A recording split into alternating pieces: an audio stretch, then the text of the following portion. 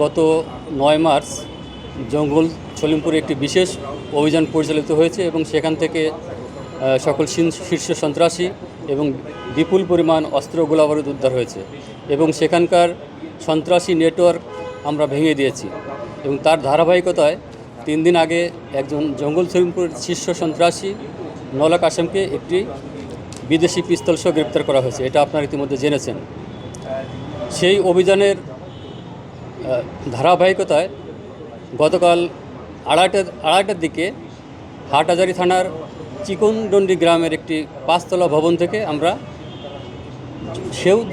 জঙ্গল সলিমপুরের শীর্ষ সন্ত্রাসী ওসমান গনিকে বিপুল পরিমাণ অস্ত্র ইতিমধ্যে আপনারা দেখেছেন, এই অস্ত্র গোলাবারুদ সহ তাকে গ্রেপ্তার করা হয়েছে এবং সেখানে আমাদের একটি গোয়েন্দা তথ্যের সূত্র ধরে আমরা হাটহাজারী থানা পুলিশ এবং চট্টগ্রাম জেলার ডিবি পুলিশ যৌথভাবে অভিযান পরিচালনা করে এবং এই ওসমান গনি তার নামে 18টি আগ্নেয়াস্ত্র, ডাকাতি এবং খুন মামলা রয়েছে এবং সে জঙ্গল সলিমপুরের শীর্ষ সন্ত্রাসী হিসেবে পরিচিত এবং ওসমান গনি অবৈধ অস্ত্র কেনাবেচার সাথেও জড়িত আছে। আমরা তাকে গ্রেপ্তার করার পর তাকে আমরা জিজ্ঞাসাবাদ করছি। সব মশার বিরুদ্ধে সুরক্ষা দিতে এলো বসুন্ধরা এক্সট্রিম অ্যারোসল, মশার বিরুদ্ধে এক্সট্রিম সুরক্ষা চালিয়ে যাচ্ছি এবং তার কাছ থেকে গুরুত্বপূর্ণ তথ্য আমরা পেয়েছি এবং এই অস্ত্র বেচা কিনা এবং এই সন্ত্রাসী কর্মকাণ্ডের সাথে যারা জড়িত আছে সবাইকে আমরা আশা করছি অতি দ্রুত গ্রেপ্তার করতে সক্ষম হব। এটা বিদেশি পিস্তল, আমেরিকান মেড ইন ইউএসএ, আমেরিকার তৈরি।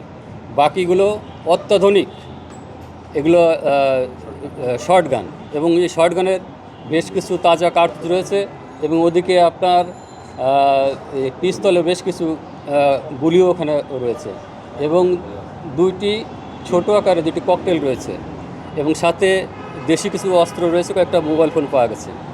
যে কোনো অপরাধের ক্ষেত্রে তার ব্যক্তিগত পরিচয়, তার অন্যান্য যে পরিচয়গুলো আছে সেটা আমরা বিবেচনা করি না।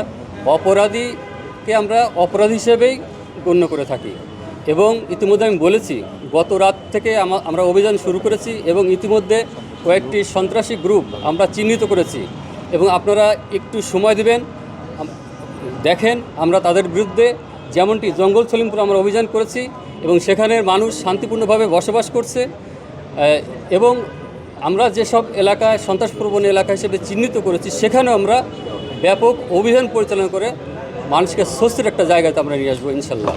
সাম্প্রতিক যে ঘটনা 2টার কথা আপনি উল্লেখ করেছেন, আমরা কিন্তু অ্যারেস্ট করেছি। আমরা 2টা ঘটনায় সন্দেহভাজন এবং তারা ঘটনার সাথে জড়িত প্রাথমিকভাবে আমাদের কাছে মনে হচ্ছে এবং এধার নামে আসামি কিন্তু আছে। আমরা কিন্তু অ্যারেস্ট করছি, আমরা গ্রেপ্তার করছি। আমাদের কাজ চলমান, যেহেতু মামলার তদন্তাধীন রয়েছে, আমরা ব্যবস্থা নিচ্ছি। পাশাপাশি মানুষের ভিতর সেন্স অফ সিকিউরিটি যাতে বৃদ্ধি পায় এবং এলাকার মানুষ যাতে শান্তিপূর্ণভাবে তাদের স্বাভাবিক কার্যক্রম করতে পারে, মানুষ যাতে শান্তিপূর্ণভাবে ঘুমাতে পারে, এই জন্য আমরা সব ধরনের ব্যবস্থা নিব, আমরা কাজ করছি।